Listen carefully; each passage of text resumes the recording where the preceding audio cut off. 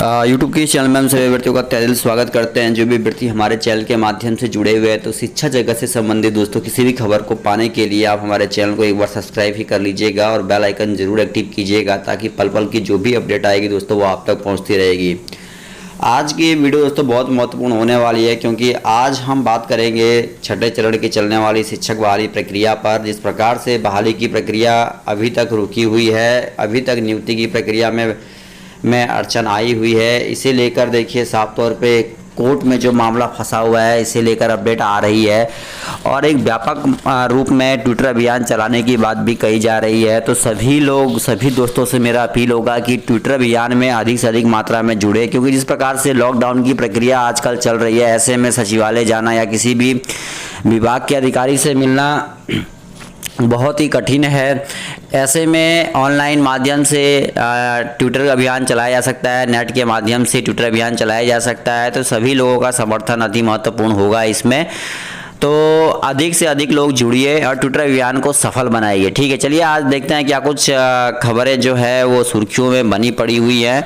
विस्तार से हम बात करेंगे इसके बारे में। देखिए, कोर्ट में मामला लंबित रहने से रुका नियोजन। जी हाँ दोस्तों, जिले के 290 नियोजन इकाइयों में छठे चरण में होगा नियोजन। तो देख सकते हैं दोस्तों यहाँ पे लिखा हुआ है, आप देख सकते हैं, पढ़ सकते हैं। विस्तार से जानिए खबरों को और चलिए हम पूरी खबर की ओर चलते हैं। बेसिक ग्रेड शिक्षक के 1774 पदों पर होना है नियोजन। जिले में बेसिक ग्रेड कक्षा 1 से 5 के प्रारंभिक शिक्षकों के 1774 पदों पर नियोजन प्रक्रिया की जानी है। इससे बेसिक ग्रेड सामान्य शिक्षक के 1202 पद पर, बेसिक ग्रेड उर्दू के 572 पद है। तो देखिए इस तरीके से अपडेट दिया, 80,000 है अभ्यर्थी। तो अलग अलग यहाँ पे अपडेट दिया गया है कि प्रारंभिक शिक्षक नियोजन का मामला हाईकोर्ट में लंबित रहने के कारण स्थगित है। जिला शिक्षा कार्यालय के एक अधिकारी ने बताया कि प्रारंभिक शिक्षक नियोजन में आवेदन के समय दिव्यांग अभ्यर्थियों के लिए आरक्षित सीटों पर ध्यान नहीं दिए जाने के लेकर ब्लाइंड एसोसिएशन द्वारा मामले को हाईकोर्ट में चुनौती दी गई है। इसी कारण आवेदन नियोजन प्रक्रिया रुकी हुई है। देखिए मैं आपको बता दूं दोस्तों, यहाँ पे जैसा कि आप सभी लोगों का लगातार ये कमेंट बॉक्स पे पूछना होता है कि भाई शिक्षक नियुक्ति की प्रक्रिया जो चल रही है आखिरकार किसकी गलती है कि कोर्ट में ये मामला अभी तक फंसा हुआ है। तो देखिए दोस्तों, मैं आपको बता देता हूँ यहाँ पे कि ये जो मामला है उसमें तो 99% कहीं ना कहीं शिक्षा विभाग की गलतियाँ देखने को मिलती है, क्योंकि विभाग पहले जब कोई भी विज्ञप्ति निकालता है उस समय जो भी विज्ञप्ति में नियमावली दी जाती है या जो भी नियम दिए जाते हैं उनमें बीच में बदलाव हो जाता है, जिस कारण से अभ्यर्थियों में रोष उत्पन्न होता है और पटना हाईकोर्ट में जाना पड़ता है। अगर विभाग पहले ही आरक्षण का पालन करता है, यानी कि 4% जो आरक्षण दिया जा रहा है दिव्यांग अभ्यर्थियों को, प्रत्येक जिले में वो 4% का आरक्षण अगर मिलता तो दिव्यांग अभ्यर्थियों को किसी पागल कुत्ते ने नहीं काटा है कि दोस्तों वो पटना हाईकोर्ट में जाएंगे और वो केस को फंसाएंगे और बहाली को फंसाएंगे, क्योंकि वो खुद चाहते हैं कि उनकी नियुक्ति प्रक्रिया हो। क्योंकि जिस प्रकार से हमने उन ब्लाइंड केस के अभ्यर्थियों से बात की है, ब्लाइंड अभ्यर्थियों से बात की है जो इस नियुक्ति में भाग ले रहे हैं, उनका साफ तौर पर कहना है कि उनका मानसा नहीं है। वो अपने महासचिव से, जो उनके सचिव है, उनसे भी वो फोन पे लगातार बात करना चाहते हैं लेकिन उनको फोन नहीं उठाया जा रहा है। तो ऐसे में ब्लाइंड अभ्यर्थियों से जो वार्ता हुई है उससे एक बात स्पष्ट हो रही है कि ब्लाइंड अभ्यर्थी खुद चाहते हैं कि नियुक्ति की प्रक्रिया आगे बढ़े। ठीक है, लेकिन जिस प्रकार से शिक्षा विभाग ने 4% आरक्षण का जो मामला था उसका पालन नहीं किया, इसे लेकर जो अभ्यर्थी थे वो पटना हाईकोर्ट पहुंचे और पटना हाईकोर्ट पहुंचने के बाद इस शिक्षक बहाली की प्रक्रिया को फंसाया गया। तो बड़ी बात तो यह है कि भाई शिक्षक नियुक्ति की प्रक्रिया में कोई भी अड़चन नहीं आती अगर विभाग अपनी जो गलतियां हैं वो नहीं करता। चलिए आगे अपडेट देखते हैं। अब तो पूरी की पूरी नियुक्ति प्रक्रिया ब्लाइंड केस फेडरेशन वाले पे ही टिकी हुई है। ऐसे में आरक्षण, और मैं यहाँ पे दिखा देता हूँ, कुल 1202 पदों पर 48 पद दिव्यांग के लिए आरक्षित है। सीतामढ़ी से खबर आ रही है कि जिले में प्रारंभिक शिक्षक नियोजन प्रक्रिया के तहत सामान्य व उर्दू कोटि के शिक्षक पदों पर दिव्यांगों के लिए आरक्षित सीटों पर नियोजन का लाभ 40% दिव्यांग प्रमाण पत्र वाले अभ्यर्थियों को दिया जाना है।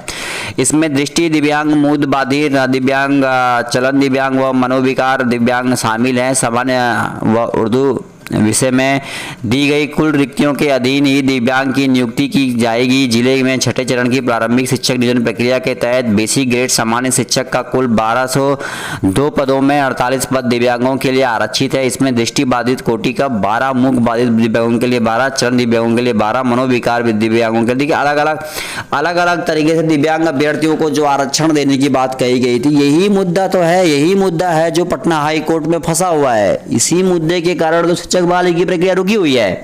और जो शिक्षक बहाली की प्रक्रिया रुकी हुई है, इसके पीछे सबसे बड़ा जो हाथ है वो कहीं ना कहीं कह सकते हैं कि शिक्षा विभाग का है। अगर शिक्षा विभाग अभी तक मेंशनिंग नहीं करती है तो आखिरकार विभाग कर क्या रहा है। मैं पटना हाई कोर्ट का पूरा अपडेट आपको प्रोवाइड करता हूं। 23-24 मई के बाद कहीं ना कहीं छुट्टी की तारीख भी घोषित हो जाएगी। इससे पहले जो केस है 196 नंबर या 195 नंबर पे शायद ये लिस्टेड है, देख लेंगे अभी से। और अभी देखिए वर्चुअल मोड में सुनवाई हो रही है। एक दिन में कम से कम 10 या 20 केसों को सुना जा रहा है। तो ऐसे में क्या आसार लगाए जा सकते हैं कि जल्द से जल्द ब्लाइंड केस फिल्ट्रेशन के भी मामला सामने आएगा। तो चलिए आगे देखते हैं क्या कुछ है। बहाली के लिए ट्विटर कैंपेन चलाएंगे अभ्यर्थी। आप देख सकते हैं भाई, अब एक ही रास्ता बचा हुआ है, वह है ट्विटर कैंपेन। और ट्विटर कैंपेन चलाना दोस्तों अति महत्वपूर्ण होगा। ट्विटर कैंपेन चलाना भी है क्योंकि भाई बिना इस समय लॉकडाउन में एक ही रास्ता हमारे पास बचा हुआ है कि हम ट्विटर कैंपेन को चलाएं और अपने बातों को सामने रखें। ठीक है, आगे देखिए यहाँ पे लिखा है वर्चुअल बैठक शिक्षक अभ्यर्थी संघ की जिला इकाई की वर्चुअल मीटिंग में निर्णय, सीएम शिक्षा मंत्री समेत अधिकारी। अब देखिए जरा हम पढ़ेंगे भाई, जो ये चलाया जा रहा है, देखिए लिखा सीएम शिक्षा मंत्री समेत अधिकारियों तक रखेंगे अपनी मांग को।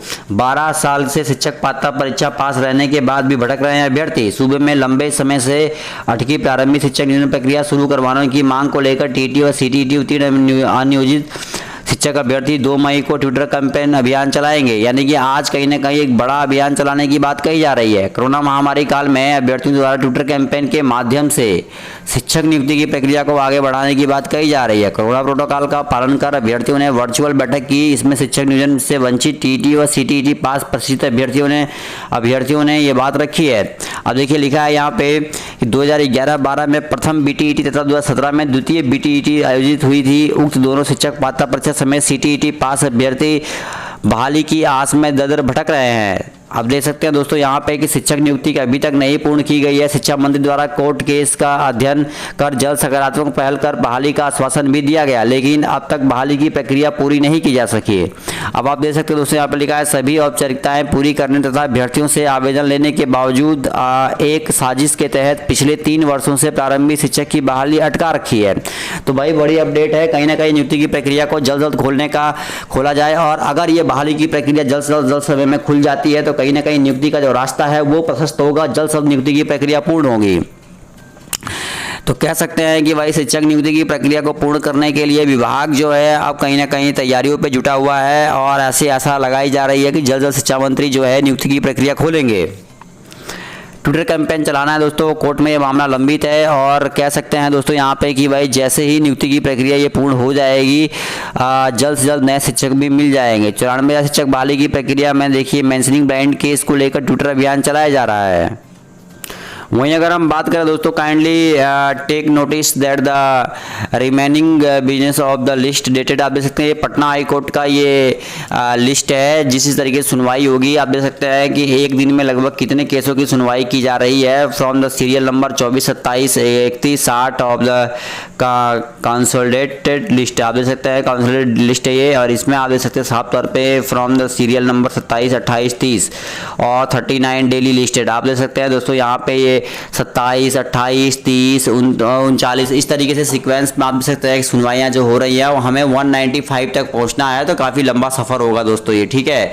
और अगर ये सुनवाई अगर 23 तारीख से पहले हो जाती है, 23 मई से पहले अगर हो जाती है, जैसे मैं आपको दिखा देता हूँ, देखिए यहाँ पे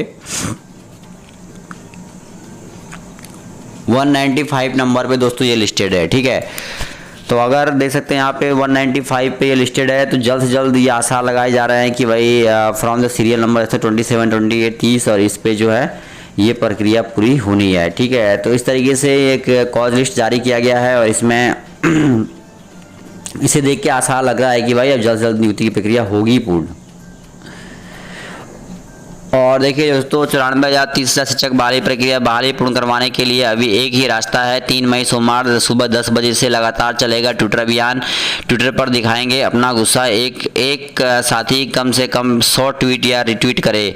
तो देख सकते हैं दोस्तों ट्विटर अभियान जो है वो चलाया जाएगा, क्योंकि आपको पता है दोस्तों ये सोशल मीडिया है। सोशल मीडिया जो है बहुत खतरनाक होती है और आप अपनी बातों को उजागर करने के लिए सोशल मीडिया जो है वो अगर ठीक सुचारू रूप से काम करे तो ऐसी कोई भी ताकत नहीं है जो कि नियुक्ति की प्रक्रिया होने से रोक दे। ठीक है, तो तैयार रहिए दोस्तों, तैयार रहिए। 3 तारीख को चलेगा महा ट्विटर अभियान।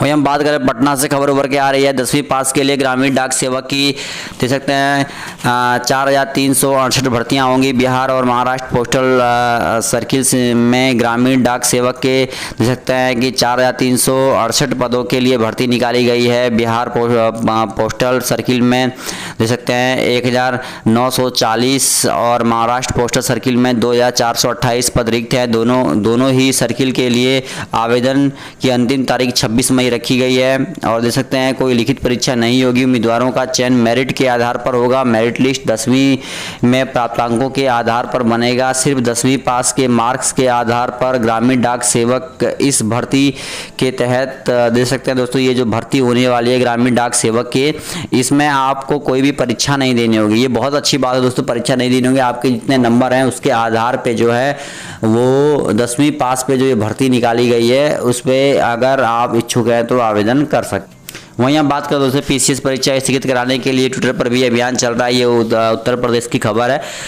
तो हर जगह अभ्यर्थियों के पास बस एक ही हथकंडा बचा हुआ है, वो है ट्विटर अभियान। और ट्विटर अभियान के द्वारा ही जो है अभ्यर्थी जो है चाहे वो पीसीएस परीक्षा स्थगित कराने की बात हो या फिर परीक्षा करवाने की बात हो, बहाली प्रक्रिया करवाने की बात हो, तो तमाम बातें रखी जा रही है। प्रतियोगियों का दावा सर्वे में 95% छात्र परीक्षा देने के लिए तैयार नहीं। आप देख सकते हैं दोस्तों।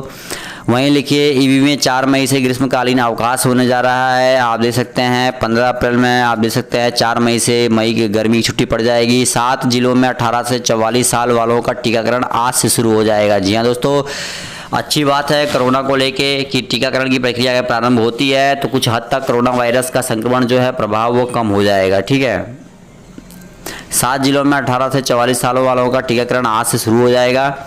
मतगणना का बहिष्कार करेगा शिक्षक महासंघ। आप देख सकते हैं दोस्तों कोरोना वायरस के चलते हुए मतगणना की प्रक्रिया जो है उसका बहिष्कार करेगा शिक्षक संघ, क्योंकि शिक्षक संघ नहीं चाहता है किसी प्रकार का जोखिम लेना।